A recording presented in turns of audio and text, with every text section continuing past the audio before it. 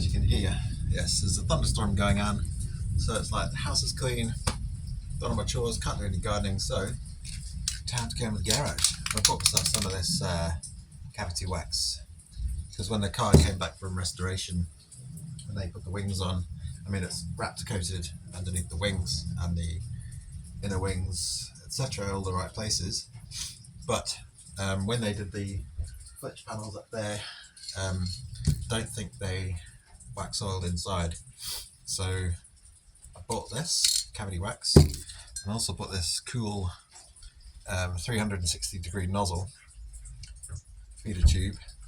So the plan is to take some of the carpet up again, feed this into the little holes and just give it a good old squirt of cavity wax, because hopefully this will do the bits that I need to.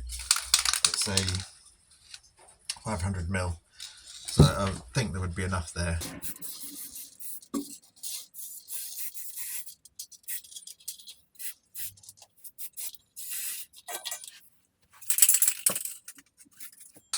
Basically empty now. I emptied the can. I ended up going up,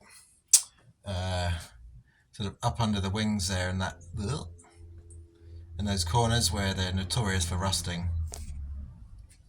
And yeah, using this 360 nozzle, I went right up on top of the flitch panel, gave it some beans, did all that, wiped off any excess because it tends to sort of drip and run. It's fairly thick stuff and very sticky, but if you know, when you're caking it on, it can kind of drip and run.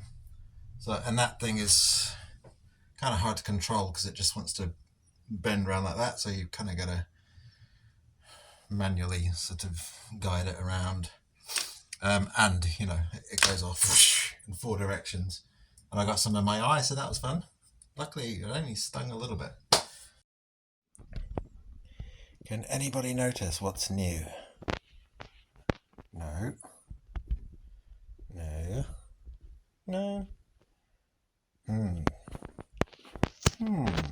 Quarter lights. Yeah, so what I've done is I took the original ones out, the blue ones, because I wasn't quite sold on the blue body colour window pillars. So again, a lot of sanding, cleaning, painting and fitting them. Took about that one took about 45 minutes because I couldn't quite remember the order in the way that things are supposed to go in, because you've got to do things in a certain order on cars, as you know. And then moved on to the other side, and that was 20 minutes, which is how long it should take really. So very happy with how it looks. I think it looks cool. Inside, you know, it looks pretty smart. So yeah, boom. I think I did a video on the fuel cap, the fuel tank. That was a fun little job.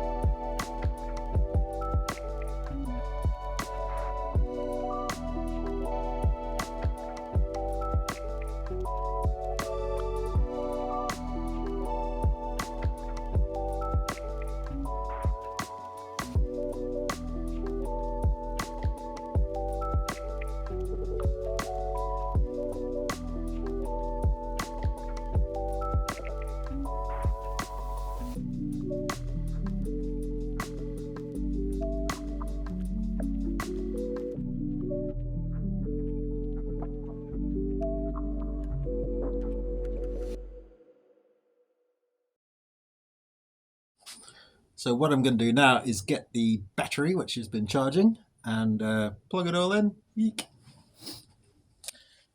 Believe it or not, the car keys are in my house. Hang on. Right, got the car keys. Let's see if I get ignition. It's the first time this car has been on since October sometime. Hang on, that's not the right key. I'm really nervous. Let's see what we get. Nothing. Okay.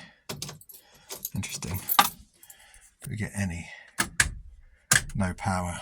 So either the battery's not charged or there's something else going on. How about that?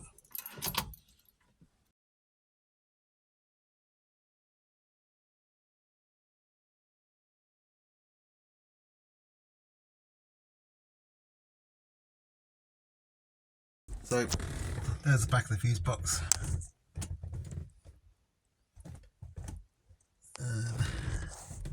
So I assume that's where all the problems started. That's the sort of cause of all of my problems. I did clean. Hang on, I'll bring this light down here. Clean that. Those cables there. That's the main power in from the battery and the fuse box. They were the ones that I suspect that was the one that was damaged. The thick one on the left, the top one there. So that wasn't giving me any ignition, but the thinner one supplies power to hazard lights here via this connection. So that goes in there, comes back around and then into the bulb, and then up into the flasher unit, which is up under the dashboard. So yeah, I had that. As you can see, this is a sub loom. So this essentially connects back up into the main loom. So that, you know, this is removable. It's a production option back in the day. So to troubleshoot, I actually ripped this out to try and figure out what the hell's going on. But I still didn't have ignition because of the faulty connection at the fuse box. So yeah, I even took out the gauges a couple of times. Check that out. Oh, wait a minute. Got no indicators. That's strange. Got high beam. Got no indicators. Maybe that's faulty now. And maybe does that need an earth? Probably that's an earth, isn't it? No, that's not it. Oh well, indicators aren't flashing. But so here's a hazard loom. There's my